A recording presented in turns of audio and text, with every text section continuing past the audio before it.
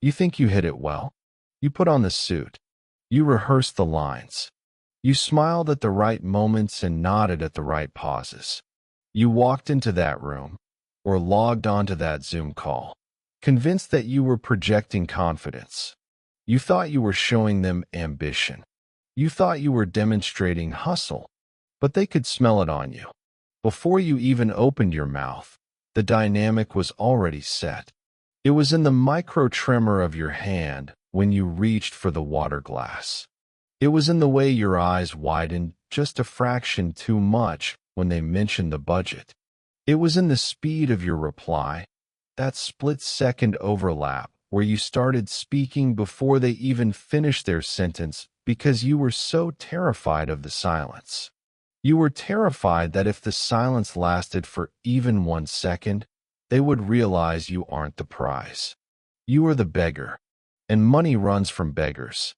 Think back to that specific deal, the one you really needed. Maybe rent was due in 3 days.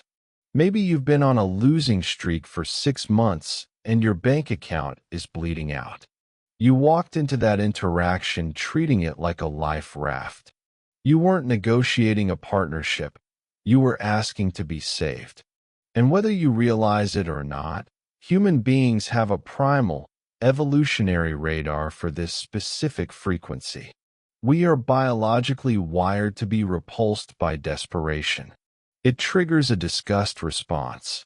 When you leaned in too eager, when you said, "I can start immediately," with just a little too much breath in your voice, their lizard brain didn't hear enthusiasm.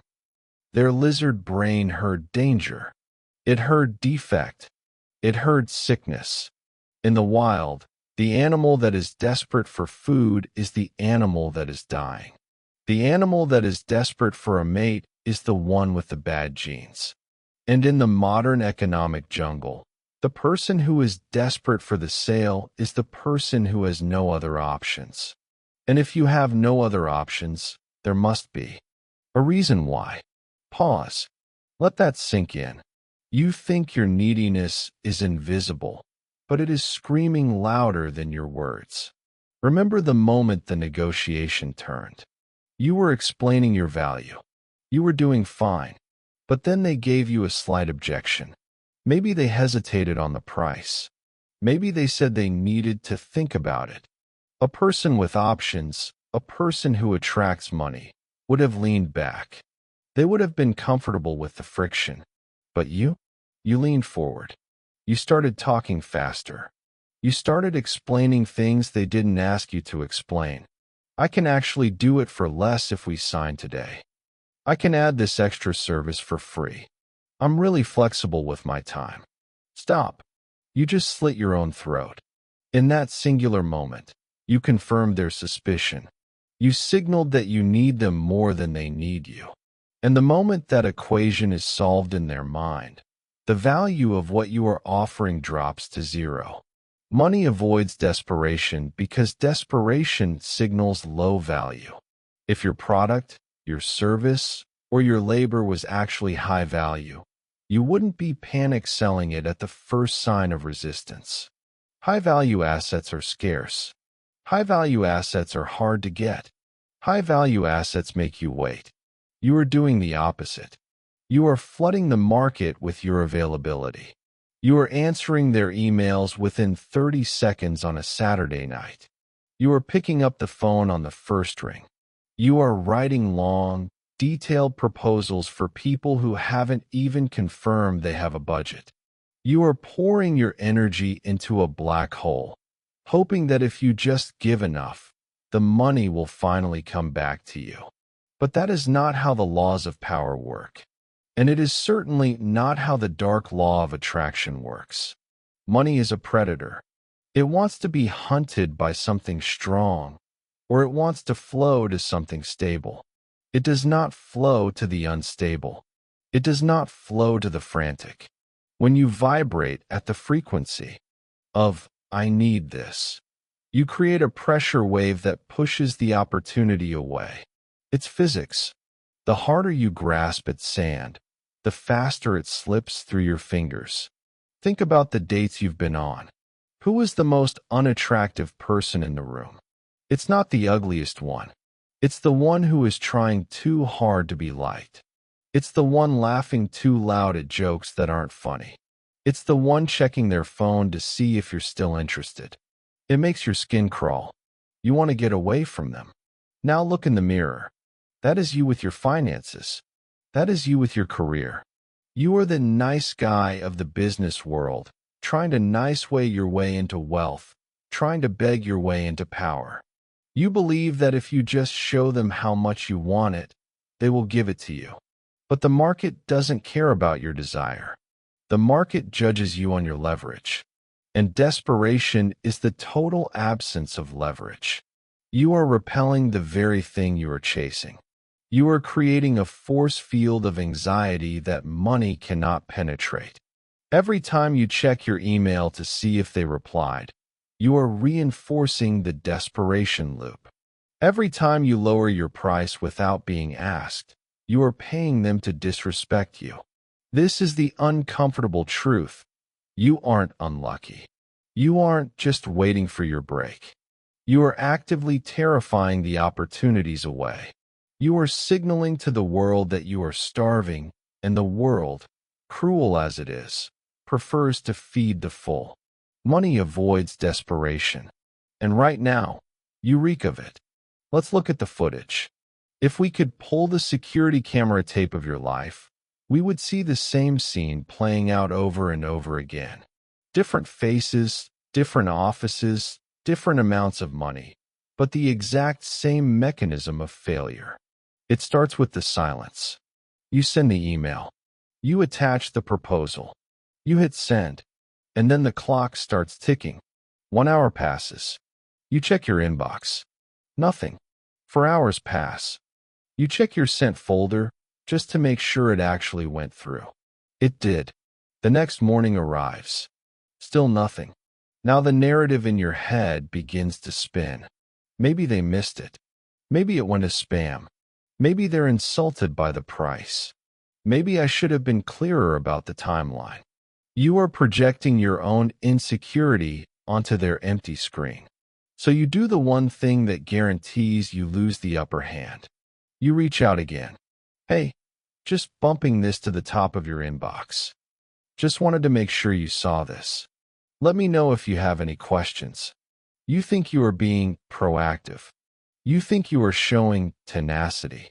But let's be honest about what you are actually doing. You are double texting a girl who hasn't replied to you. You are showing up at someone's house because they didn't answer the doorbell. You are demonstrating that your time is not valuable. If you were busy, if you were truly in demand, you wouldn't even notice they hadn't replied yet. You would have sent the proposal and moved on to the next 3 deals. You would have forgotten about them until they chased you. But because you are fixated on this one outcome, you suffocate it. You don't give them the space to miss you. You don't give them the space to wonder if you are still interested in them. Money avoids desperation because desperation removes the mystery of value. Watch the next scene in the pattern. You're in the negotiation. You finally got them on the phone. You state your price. You say the number clearly. It's $5,000. And then, silence. They don't say yes immediately. They don't say no. They just pause. Maybe they are looking at a spreadsheet. Maybe they are taking a sip of coffee. But to you, that silence feels like a scream. Your heart rate spikes. Your brain screams, they hate it. It's too high? I'm going to lose them. So you break. You speak before they do. But, you know, that's just the standard rate. Depending on the volume, we can definitely work something out. I can probably knock it down to 4 if we sign today. Stop. You just negotiated against yourself. They didn't even have to object. They didn't have to use a single tactic. All they had to do was shut up, and your own desperation did the work for them. You took a knife and slashed your own value in half because you couldn't handle 3 seconds of uncertainty. This is the chasing paradox. The harder you try to secure the money, the more slippery it becomes. When you offer a discount before they ask, you aren't being flexible. You are admitting that your first price was a lie. You are admitting that you don't believe in your own worth. And if you don't believe it, why on earth should they? You have just signaled that you are a commodity. Commodities are cheap. Commodities are replaceable. Commodities beg to be bought. Now look at the third micro moment. They overdeliver. You think the way to win the client is to do the work before you get the job. You write the full strategy document for the pitch. You design the logos for the interview. You give them your best ideas for free, thinking, look how much value I provide. Look how hard I work. You think this is generosity. In the dark law of attraction, this is theft. You are stealing from yourself. When you give the milk away for free, nobody buys the cow. But it's worse than that. When you dump a mountain of work on someone who hasn't paid for it, you look heavy. You look like a burden. High-status professionals guard their expertise. You have to pay just to get on their calendar. You have to pay just to hear their opinion. Their scarcity creates their value. But you? You are standing on the street corner handing out gold bars, and you're confused why people look at you with suspicion. If this is real gold, they think, why is he trying so hard to give it to me? What's the catch? The catch is your neediness. You are training people to mistreat you. You are teaching them that. You will run after the bus even after it leaves the station. And the universal rule of human nature is that we do not respect what chases us. We run from what chases us. This is why you feel exhausted. You are running a marathon at full sprint, but you are running in the wrong direction. You are chasing the money, and by the laws of physics, the money must retreat to maintain the distance. You are the architect of your own poverty. You are building the wall that keeps the wealth out, brick by frantic brick. It hits you in the gut when you finally say it out loud. You aren't losing these opportunities because you aren't good enough. You aren't losing them because the market is bad. You aren't losing them because of bad luck. You are losing them because you are creepy. I know. That word stings. You think of yourself as a professional. You think of yourself as a hard worker. But look at the energy signature of your last failed deal through the eyes of the person sitting across from you. Imagine you are at a bar. You are minding your own business, having a drink. Someone walks up to you. They are sweating slightly. Their eyes are locked on you with an intensity that feels invasive. They start talking, and within 2 minutes, they are telling you how much they need a relationship. They are telling you how lonely they are. They are telling you that you are the perfect solution to all their problems. They are trying to close the deal on marriage before you've even finished your first drink. Do you feel flattered? Do you feel pursued? No. You feel unsafe. You feel a primal urge to get away from this person as fast as possible. You don't care if they are a doctor. You don't care if they have six-pack abs. You don't care if they are nice. The level of their need implies a void inside them so deep that it would consume you if you got too close. That is exactly how a potential client feels when you approach them with commission breath. That is exactly how an investor feels when you pitch them with panic in your eyes. In the business world, the creep factor isn't sexual, it's financial. But the mechanism is identical. When you signal that you must have this money, you are implicitly telling the other party that you are not whole without it. You are telling them that you are a liability. This is the gut punch realization. Desperation looks like risk. Wealthy people, high-status employers, and smart investors are obsessed with risk mitigation. They are looking for safe harbors. They are looking for stable platforms to build upon. When you show up vibrating with anxiety, you look like a sinking ship reaching out for a lifeline. And nobody, I repeat, nobody wants to board a sinking ship. They don't want to save you. They want to do business with you. And there is a massive difference.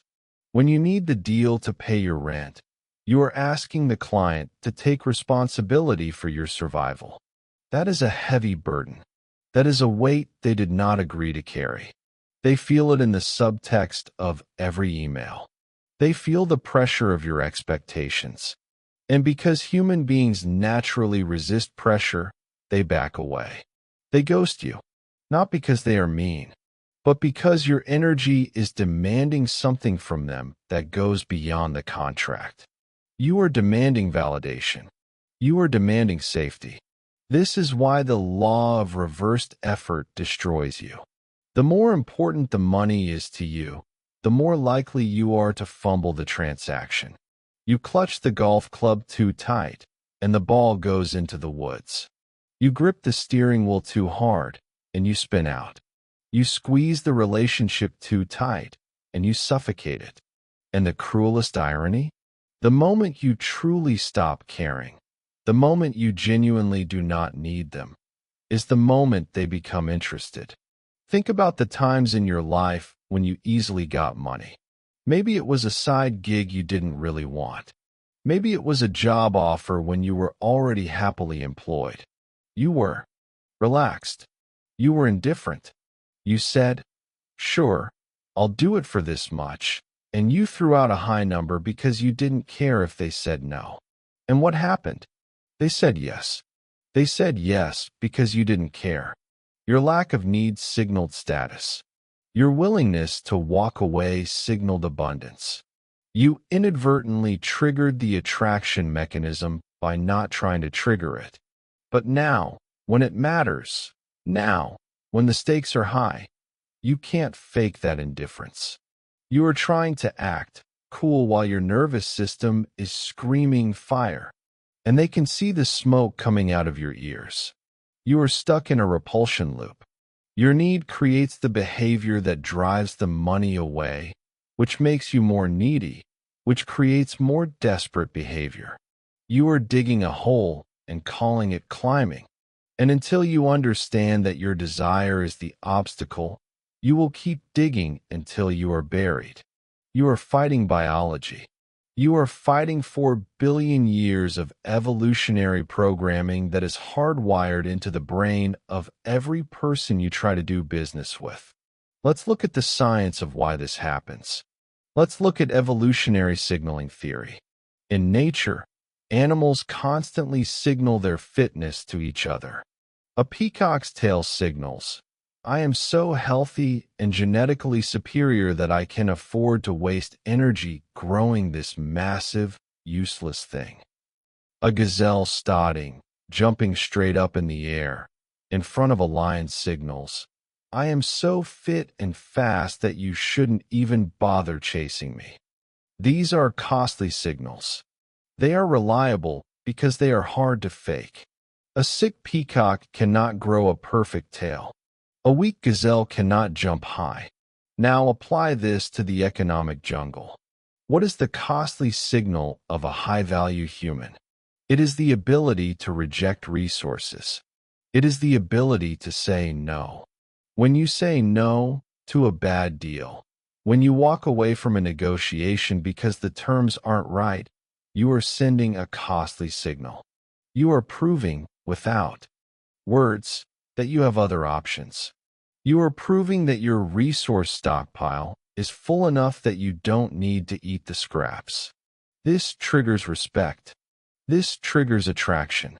Conversely, what is the signal of a low-value human? What is the signal of the sick animal? Hyperavailability, compliance, eagerness, the inability to reject anything. When you say yes to everything, when you chase every lead, when you agree to every demand, you are signaling that you have zero options. You are signaling that you are resource poor. In evolutionary terms, you are signaling that you are the runt of the litter, starving and desperate for any crumb that falls from the table. And here is the dark truth about human nature. We are programmed to avoid the sick animal. We avoid the sick animal because sickness is contagious. We avoid the loser because losing is contagious. When a buyer senses your desperation, their mirror neurons fire, and they feel a subconscious anxiety.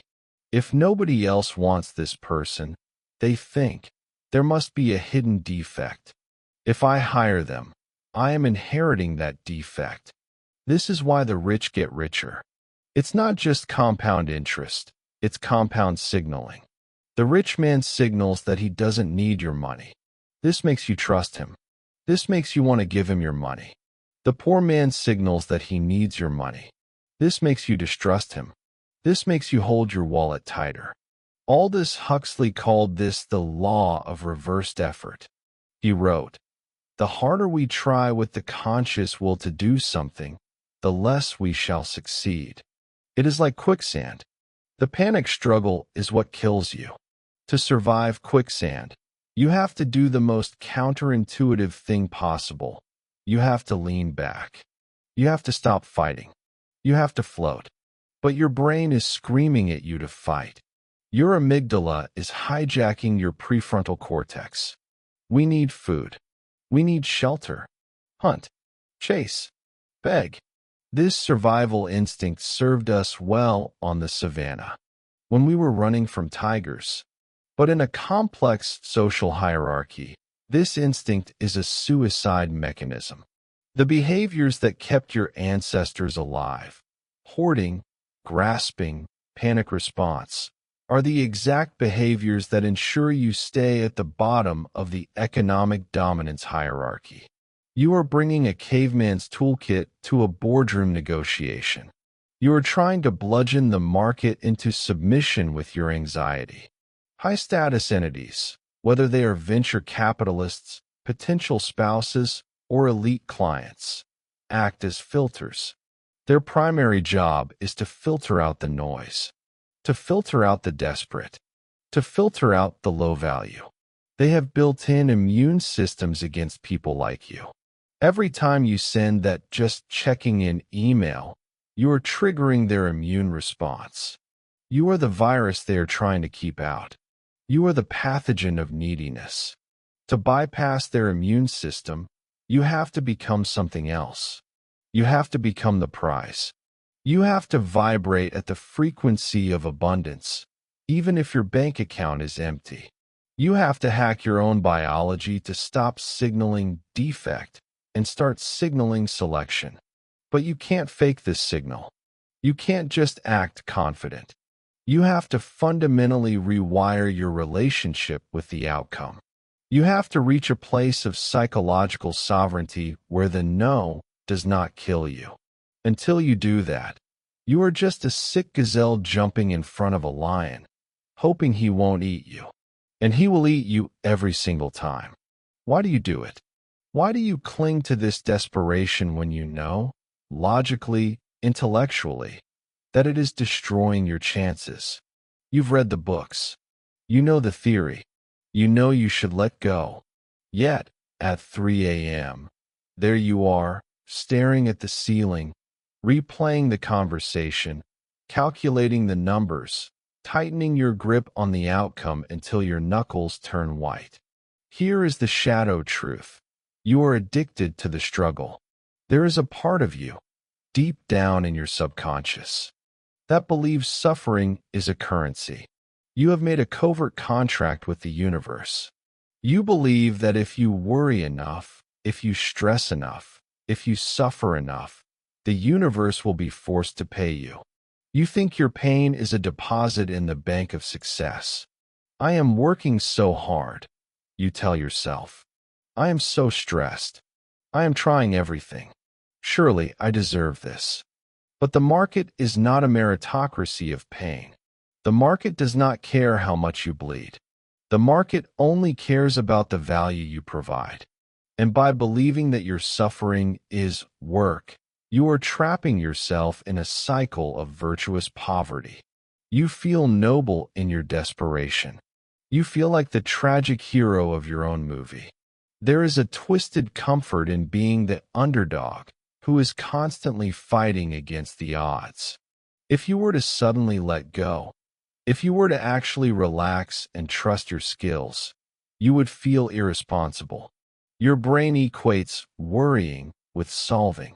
When you obsess over a lack of money, your brain releases cortisol and adrenaline. You feel alert. You feel engaged. It feels like you are doing something about the problem. But you aren't. You are just revving the engine in neutral. You are burning fuel, generating heat, and making noise, but the car isn't moving. This is the scarcity mindset trap. It is not just about having less. It is an obsession with the void. You are hyper-focused on the gap between where you are and where you want to be. And whatever you focus on expands. By focusing on the lack, you are psychologically reinforcing the reality of the lack. You are telling your reticular activating system, the part of your brain that filters reality, to look for evidence of poverty, to look for evidence of rejection, to look for reasons why it won't work. And because your brain is a brilliant machine, it finds exactly what you ask it to look for. You notice the expense, but not the opportunity. You notice the silence, but not the leverage. You notice the risk, but not the reward. Money avoids desperation because desperation is a form of tunnel vision.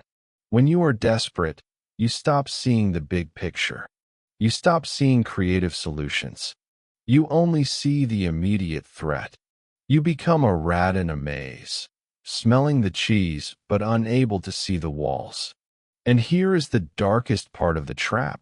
You prefer the certainty of the struggle to the uncertainty of success.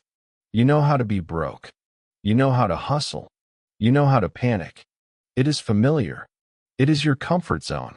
Abundance, wealth, freedom, those are terrifyingly unknown. If you had options, if you had leverage, you would have to make real choices. You would have the responsibility of power. But as long as you are desperate, you don't have to choose. You just have to react. You are a victim of circumstance. It absolves you of the higher-level responsibility of designing your life. You are keeping yourself small because small is safe.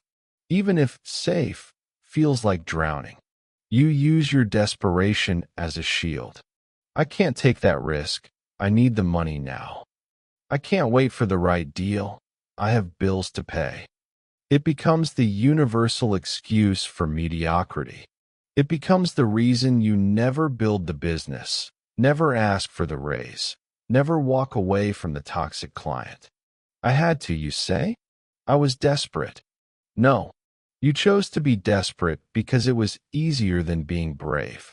You chose to chase the penny rolling down the street instead of building the machine that mints coins. And until you admit that you are getting a payoff from this anxiety, that it makes you feel alive, important, and busy, you will never break the frequency.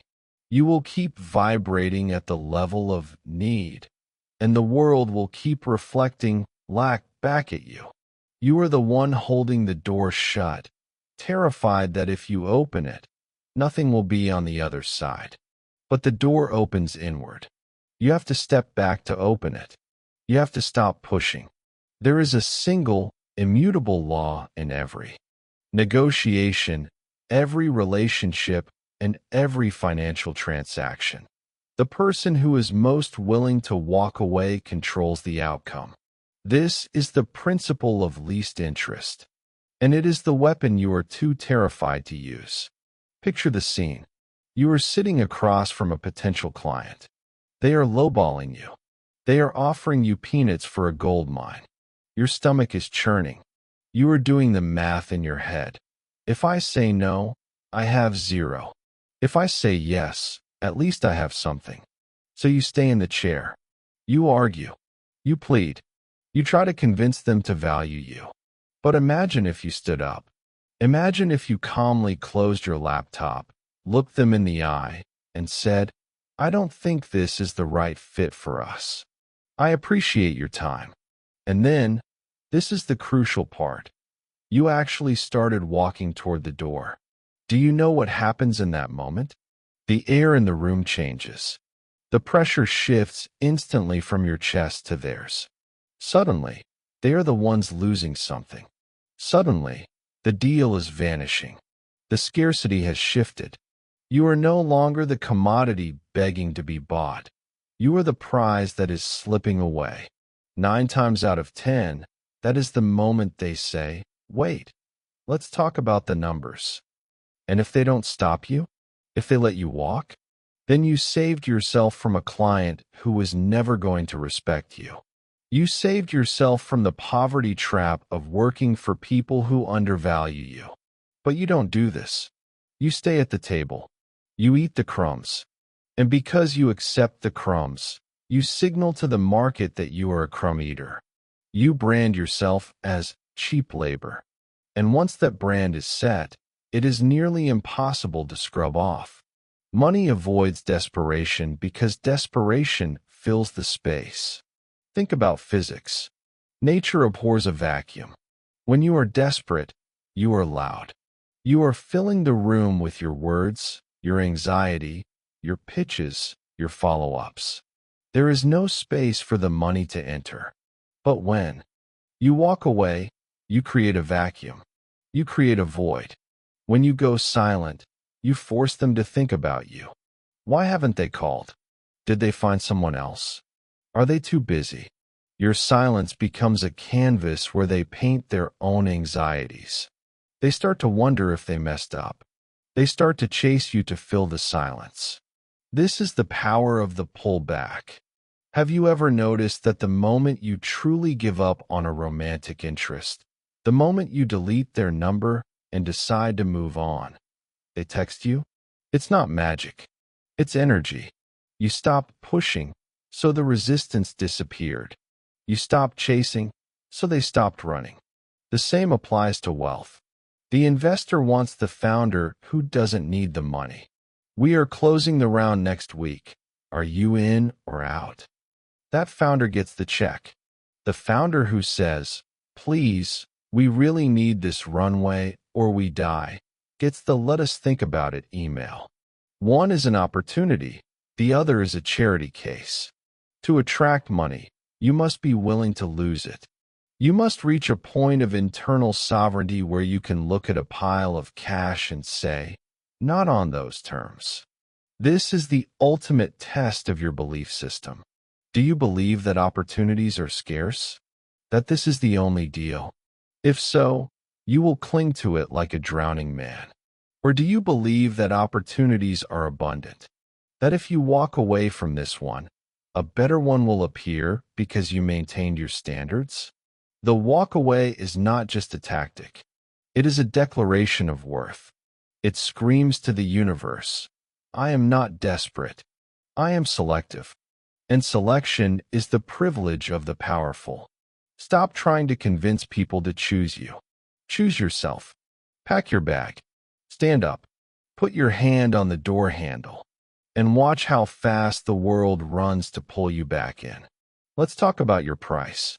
Not the number on the invoice, not the salary figure on the contract, but the energetic price tag you wear on your forehead every time you walk into a room. You think your value is determined by your skills. You think it's determined by your experience. You think it's determined by the market rate. You are wrong. Your value is determined strictly by your availability. This is Economics 101. Supply and demand. It is the most fundamental law of the universe, and yet you ignore it every single day. When supply is high, price is low. When supply is low, price is high. It doesn't matter how good the product is. If there is an infinite pile of diamonds sitting on the sidewalk, diamonds become gravel. They become worthless. Now look at how you treat your own time. A client asks you for a meeting. "When are you free?" they ask. And you reply, "I'm flexible. I'm free whenever. Tuesday works. Wednesday works. I can do the weekend too." You think you are being accommodating. You think you are providing good customer service. You think you are removing friction to get the deal done. But what you are actually saying is, "My supply is infinite. I have no other clients. I have no other demands on my time. I am sitting by the phone waiting for you to save me. Flexible is the business word for desperate. When you tell someone you are free whenever, you are mathematically proving that your time has zero value. If your time was valuable, it would be occupied. If your skills were in demand, you would have to squeeze them in. By offering them an open calendar, you are handing them a product that nobody else wants. And human beings, subconsciously, instantly, devalue what nobody else wants. They might still hire you. They might still date you. But they will hire you at the lowest possible rate, and they will date you with the least amount of effort. Why pay a premium for something that is laying in the discount bin? This is the pricing of desperation. You are marking yourself down before they even look at the tag. Think about the luxury brands. Think about Ferrari. Think about Hermes. Do they have end-of-year blowouts? Do they send you coupons in the mail begging you to buy a Birkin bag? No. They make you wait. They make you join a list. They tell you, we might have one in stock in 6 months. And what do? You want it more. You crave it. You perceive it as the ultimate status symbol because it is withheld from you. Their arrogance creates their value. Now look at you. You are the going out of business sale that never ends. If that price is too high, I can come down. I can throw in this extra hour for free. I really want to make this work. Stop. Every time you offer an unprompted discount, you are telling the market that your previous price was a lie. You are admitting that you were trying to rip them off, but since they hesitated, you'll settle for less. You are eroding your integrity. And here is the dark twist. Cheap clients are the most expensive clients. When you price yourself with desperation, you attract the bottom feeders. You attract the people who want everything for nothing. These are the clients who call you at midnight. These are the bosses who micromanage you. These are the partners who gaslight you. Why? Because they don't respect you. They bought you at a discount, so they treat you like a discount product. They treat you like a disposable commodity because you marketed yourself as one. Money avoids desperation because money flows to status. Status is nothing more than the perception of scarcity. If you want to raise your price, you must restrict your supply. Even if you have nothing to do all day, you are never free whenever. You are free on Thursday at 2 p.m. or Friday at 10 a.m. That's it. I'm fully booked this week, but I can squeeze you in next Tuesday. Say that sentence. Feel the difference in your chest. Feel the shift in the power dynamic. Suddenly, they are lucky to get on your calendar. Suddenly, your time is a limited resource that they must compete for. You have to manufacture scarcity until it becomes real. You have to build a velvet rope around your life. If you are always available, you are always affordable. And if you are always affordable, you will never be wealthy. You are flooding the market with you, and the market is responding by driving your stock price into the ground. Pull back the supply. Watch the price skyrocket. It is not magic. It is just the law. Think of money not as numbers on a screen, but as a living, breathing entity. Think of it as a wild animal, a deer in the forest, perhaps, or a snow leopard. Something skittish, something intuitive, something that can sense the heartbeat of a predator from a mile away. Right now, you are hunting it. You are stomping through the forest in heavy boots. You are snapping twigs. You are panting with exertion. You have your weapon raised, your eyes scanning frantically, your energy projecting a singular, violent intent. I must catch this. I must capture this. I must consume this. And the animal? The animal is gone. It vanished long before you even saw it. It felt your hunger on the wind and ran in the opposite direction. This is the predator/prey reversal. In your mind, you are the hunter and money is the prey. But in the energetic realm, the roles are reversed. By acting like a hungry predator, you trigger the flight response in the very thing you are trying to catch. You have to stop hunting. You have to start baiting. What does a successful trapper do? He doesn't run around the woods screaming. He finds a spot. He sets the trap. He places the bait, something of value, something the animal wants. And then he waits. He becomes still. He becomes part of the landscape. He removes his own scent from the equation. He trusts that the value of the bait is enough to draw the animal in. He doesn't check the trap every 5 minutes. He doesn't poke the animal to see if it's interested. He lets the animal come to him. In business, your bait is your competence. Your bait is your product, your skill, your unique insight. Your trap is your system, your funnel, your portfolio, your reputation. But most of you are so busy running around the woods that you never take the time to set a good trap. You are so busy hustling that you never build anything worth coming to. Hustle culture has lied to you. It told you that movement equals progress. It told you that the person who sweats the most wins. Wrong. The person who builds the best lure wins. The spider does not chase the fly. The spider weaves a web, a structure of intricate geometry and strength, and then sits in the center and waits. The spider knows that the fly will come. The spider trusts the web. You do not trust your web. Maybe because you haven't built one. Maybe because your web is full of holes. So instead of fixing the web, you are trying to catch flies with your bare hands. And you are wondering why you are starving. This is the shift from consumer energy to selector energy. A consumer needs to eat.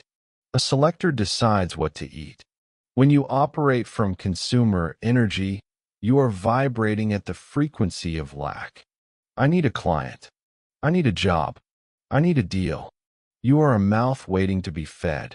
When you operate from selector energy, you are vibrating at the frequency of abundance.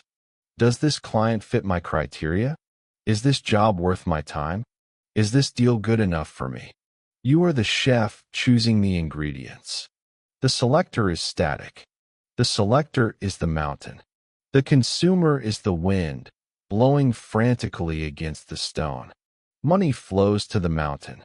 It flows to the thing that is solid. It flows to the thing that does not move. Look at the billionaires. Look at the true tycoons. Do they look frantic? Do they look like they are in a rush? No. They move slowly. They speak slowly. They have gravity. They sit back in the chair. They make the world come to them. They have mastered the art of the pull.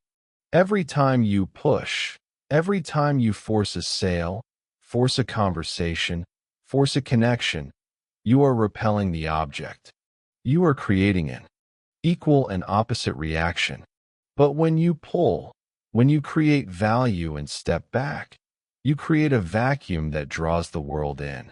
You have to trust that you are enough. You have to trust that what you have built is valuable. If you don't believe your bait is good, you will always feel the urge to chase. Stop running. Stop sweating. Stop making so much noise. Build the web. Sharpen the hook. Place the cheese. And then sit down. Fold your hands. And wait. The waiting is the hardest part. The waiting feels like death to the desperate ego. But in that silence, in that stillness, is the magnetic force that pulls the universe to your doorstep. The deer will come out of the trees, but only if you stop acting like a wolf. Here is the part you don't want to hear. This isn't about them. This isn't about the economy. This isn't about the unfair job market or the greedy corporations. This is about you. You are the common denominator in every deal that fell apart. You are the architect of your own rejection. And the reason you are still struggling is not because you don't have the skills, but because you refuse to look in the mirror and admit that you are the problem. You are complicit in your own poverty. Every time you lowered your price when you shouldn't have, you made a choice. Every time you sent that desperate follow-up email, you made a choice. Every time you stayed on the phone with a client who disrespected you, you made a choice.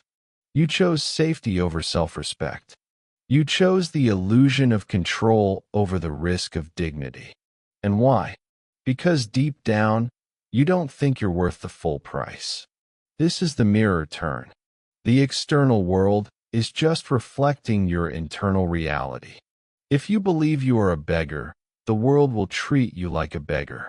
If you believe you are lucky to even be in the room, they will show you the door. You treat yourself like a discount employee, and then you get angry when the world agrees with you. Why do I keep attracting these toxic bosses? Because you don't have boundaries. Why do I keep getting lowballed? Because you don't say no. Why am I always the one chasing? Because you are terrified of standing still. You are teaching people how to treat you. You are handing them the instruction manual that says, I am desperate. I am afraid. You can push me around. You can pay me late. You can undervalue me. I will not leave. And they follow your instructions perfectly. You have to confront the shadow part of yourself that likes this dynamic. The part of you that feels safer being the victim. If you are the victim, it's not your fault. If you are the victim, you don't have to change. You can just complain. You can just hustle harder and pretend like the game is rigged. But the game isn't rigged. You are just playing it with a losing strategy. And if you don't change this frequency, if you don't kill the desperate animal inside you, nothing will change. Fast forward 10 years. Look at the future version of yourself. You are still chasing. You are still sweating. You are still explaining to your friends why the big break is just around the corner. You are still tired. You are still resentful. You are still waiting for permission to be successful. Is that what you want? Is that the story you want to tell? I worked hard. I tried really hard. I sent a lot of emails. No, that is a tragedy. That is a waste of a human life. You have to break the pattern. And breaking the pattern requires a kind of violence against your own instincts. You have to kill the part of you that needs to be liked. You have to kill the part of you that needs to be safe. You have to look at the money and say, I don't need you. And you have to mean it. You have to be willing to burn the bridge to the wrong opportunity so that you can build the road to the right one. This is not a marketing trick. This is an exorcism. You have to exorcise the spirit of poverty from your behavior. You have to stop acting like a prey animal. The world does not owe you a living. The world owes you nothing. But the world will yield to you. It will bend to you. It will open its vaults to you. But only when you stop scratching at the door. Only when you knock once, and then turn around to walk away. That is the moment the door opens. That is the moment they call your name. But are you brave enough to turn your back? Are you brave enough to risk the silence? Because that is the price of admission. You have to be willing to walk alone before you can walk with kings. You have two choices, and there is no middle ground. Choice A. You keep doing what you are doing. You keep the pick-me energy. You keep checking your email every 5 minutes. You keep laughing at jokes that aren't funny. You keep lowering your prices because you are terrified of the silence. And you keep getting the same result. Scraps. Rejection. The slow, grinding erosion of your soul as you beg for a seat at a table that doesn't want you. Choice B. You make the high-status shift. You flip the script. Today, right now, from this moment forward, you are no longer the applicant. You are the auditor. You do not apply for jobs. You audit companies to see if they are worthy of your labor. You do not pitch clients. You audit their businesses to see if their problems are interesting enough for you to solve. You do not chase investors. You audit their capital to see if they are the right strategic partners for your vision. The difference is subtle, but it is nuclear. It changes everything. When you walk into a room as an auditor, your physiology changes. You don't lean forward, you lean back. You don't rush to fill the silence. You let the silence hang there, heavy and thick, forcing them to fill it. You don't try to impress them. You watch them try to impress you. You ask the hard questions. Why is this position open? What happened to the last guy? Are you sure you have the budget for the quality of work you're asking for? You are willing to break rapport. You are willing to be disagreeable. You are willing to say, I don't think this is a good fit, and mean it. And do you know what happens when you do this? They panic. Their lizard brain wakes up and says, wait a minute. He's not begging. He's judging. He must be high value. He must have options. We need to win him over. Suddenly, the interviewer starts selling you on the company. Suddenly, the client starts explaining why they are good to work with. Suddenly, the investor starts pitching you on their value add. The polarity flips. The magnet reverses. But you cannot fake this. You cannot use this as a technique. People smell techniques. They smell the manipulation. To make the high-status shift, you have to genuinely, deeply, in your bones, be willing to walk away. You have to make peace with the worst-case scenario. If I don't get this deal, I will survive. If I don't get this job, I will find another one. If I lose this money, I will make more. You have to detach your identity from the outcome. You are not the deal. You are the asset. The deal is just a transaction. This is the ultimate power move. Indifference. Not apathy. Not laziness. But a stoic, ironclad indifference to the result. You do the work. You present the offer. You show up with excellence. And then you let go. You release the result to the universe. If they say yes, good. If they say no, good. Because you know your value is not determined by their signature. The moment you internalize this, the moment you truly stop needing them, you become dangerous. You become powerful. You become the person in the room that everyone else is watching. Money flows to those who can survive without it. It is the cruelest paradox of the dark law of attraction. To get the thing you want, you must prove to the universe that you do not need it to be whole. So stop begging. Stop chasing. Stop acting like a starving dog. Stand up. Dust yourself off. Look the world in the eye. You are the prize. You are the table. You are the meal. Make them come to you. And if they don't, walk. Keep walking until you find the ones who recognize what you are. Because they are out there. And they are looking for a peer, not a servant. The hunt is over. The audit begins now.